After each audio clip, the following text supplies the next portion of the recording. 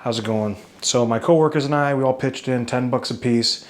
I went and bought us a prime rib roast from Costco. What I'm gonna do is I'm gonna cook it the day before, and then I'm going to put it in the fridge overnight. We're gonna slice it real thin, make prime rib sandwiches, feed the whole crew. So this should be pretty cool. Check it out.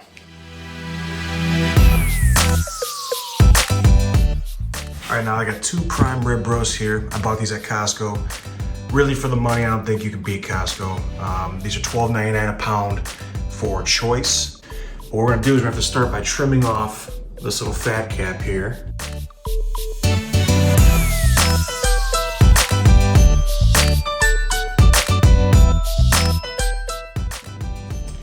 All right, next thing, we gotta pack these with some kosher salt and make sure we coat every bit of the sides, everything. And then we're gonna pop these in the fridge so that it will dry out the top layer. It helps make a better bark.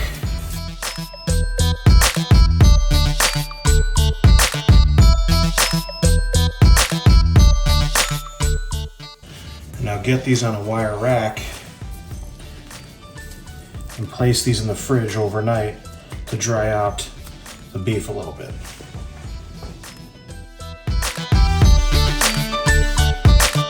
Prime rib's been in the fridge overnight, and now I've got some of this stuff.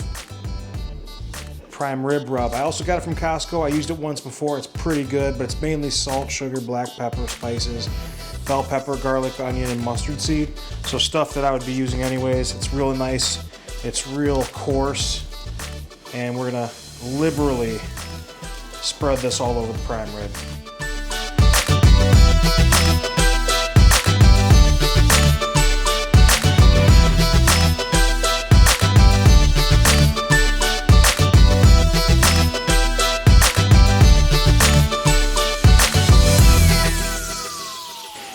All right, now I seasoned my meat and I got all these packed in. I did let these get to room temperature before I started doing any of this.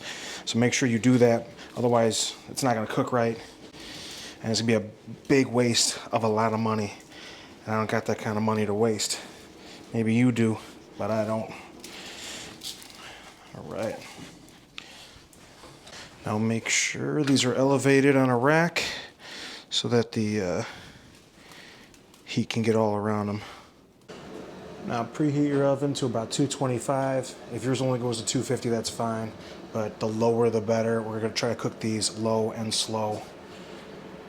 Now this is actually easy. It's easy. Even your dumbest friend could do this. You're just simply putting it in the oven. You don't have to do anything else. You don't need to know any other techniques. Just throw a thermometer in. Make sure it's halfway. So measure about halfway through the meat. About right there. Okay, let's go right in the center. Boom, right there.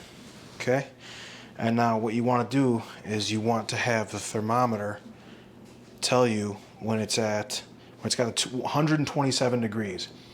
Now, if you're cooking it faster, if you're cooking at a higher temperature, you might want to pull it out at 120 because it's going to continue to rise.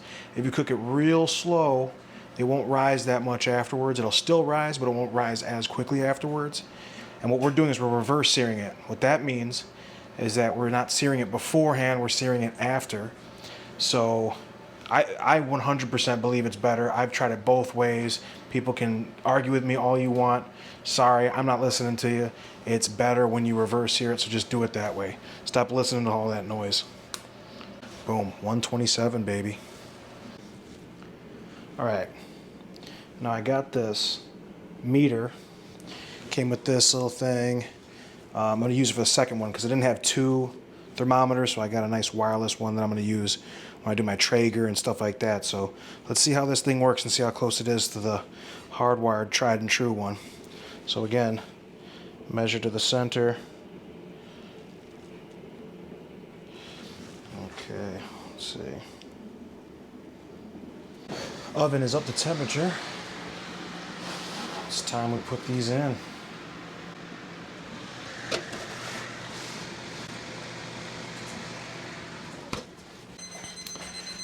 All right, so we've hit 127. I'm gonna keep the thermometer on I'm going to turn the temperature alert off. So, all right, so we're at 127.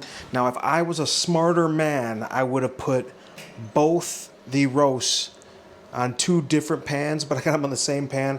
I don't want to take the other one out since it's a little bit larger and it's going to therefore take a little bit longer to cook.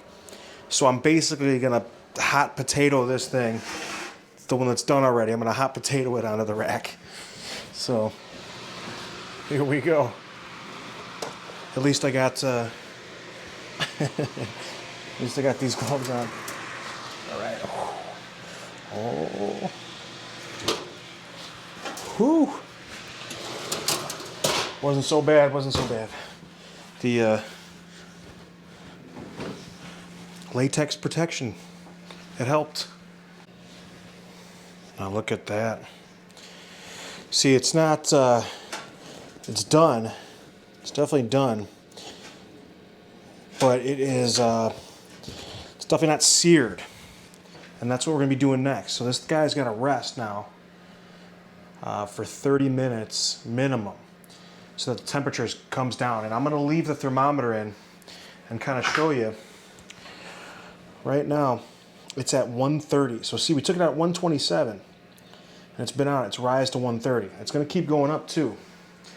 And we don't really want it to go much higher than that because we want to stay at the low 130s so that we have the right doneness. I don't want, you know, medium well.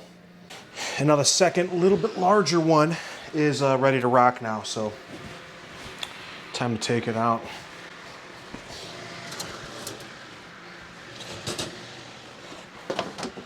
Both these are done. Now that thermometer worked pretty good, man. I'm surprised. So when I was buying the thermometer, I just wanted to buy a second thermometer. I was like, oh, cool, it'd be nice to have a wireless one. Didn't really think it was that important. Now it gave me the ambient temperature, the temperature in the oven. So it monitors the temperature inside here and also the temperature of the air around it. What's cool about that is I was able to figure out that when on convection mode, my oven is running at about 25 degrees higher of a temperature than I had selected on my knob. In non-convection, it was right on point. So I actually ended up turning the temperature down a little bit while it was cooking to keep it at 225. And that thermometer really was a game changer with that. I wouldn't have known that otherwise. So pretty cool device. I would definitely recommend. Just to show you real quick. We are up to 132. See, it keeps on rising. I don't want it to cross 135 at all. I want the temperature actually to come down a little bit before I throw it back in to sear it. So the whole deal with the reverse searing is that we're going to be turning this up to 500 degrees. So we're going to get our knob. I'm going to turn this up to 500. There we go, buddy. The top temperature on it, the top temperature that it got to on both of these was 135, which is probably a little bit higher than I want it to be, but still good. I mean, we're using these for sandwiches. I would really want it to top out, peak out at 130 if I was just serving it sliced up on a plate, eating it like normal, but as a sandwich, I'm fine with it being 135. The one thing is a 30-minute rest wasn't enough in this case. I kept the thermometer in the whole time. I waited for it to peak out at 135, and then I let it drop down to 130, and that's where it's at right now. That way when I put it back in and we hit it with this 500 degrees to make that crust, I'm not going to raise it up. Getting to 140 makes it medium. I don't like a prime rib at medium. I don't really like any steak at medium unless I'm ordering a steak at like Outback or some crap restaurant, and I'm worried about the quality of beef. Actually, Outback's not really that bad. I'm talking more like an Applebee's steak. So here we go. In at 500 for 15 minutes. And 15 minutes is really all you're going to need. Anything longer than that, you're going to be raising the temperature back up, and that's really not what you want. All right, it has been 15 minutes. Oh my God.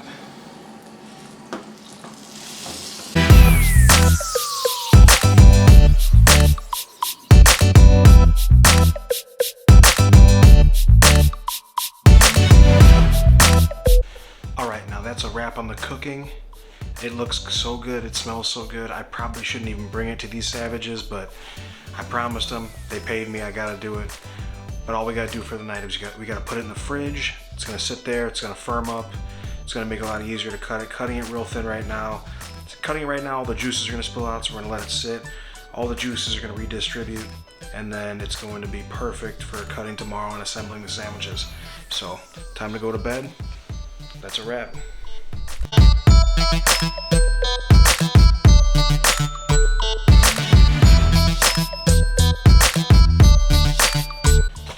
All right, now these been in the fridge all night, firming up. Get nice and easy to cut. I'll start with this guy.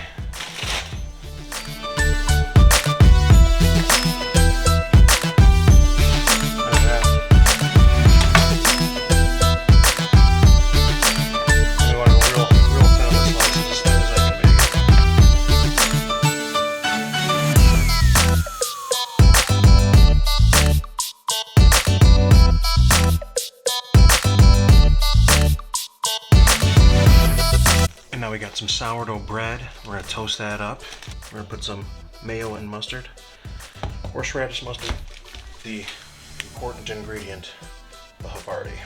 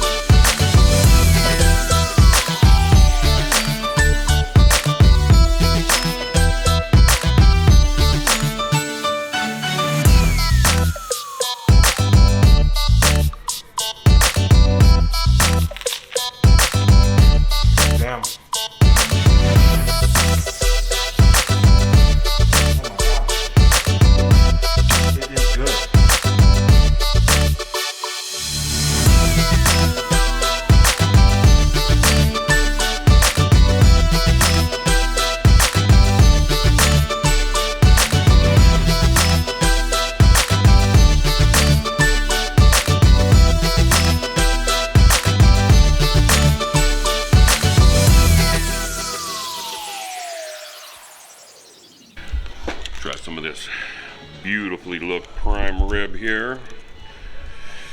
Nice toasted bun. We got some Havarti cheese on here. Some Hellman mayonnaise with a little horseradish. Let's try the meat without the bread here. See what that's all about. Oh yeah. That's solid. Nice crust on it. I like that. Good seasoning, good flavor. Let's try the whole shebang here.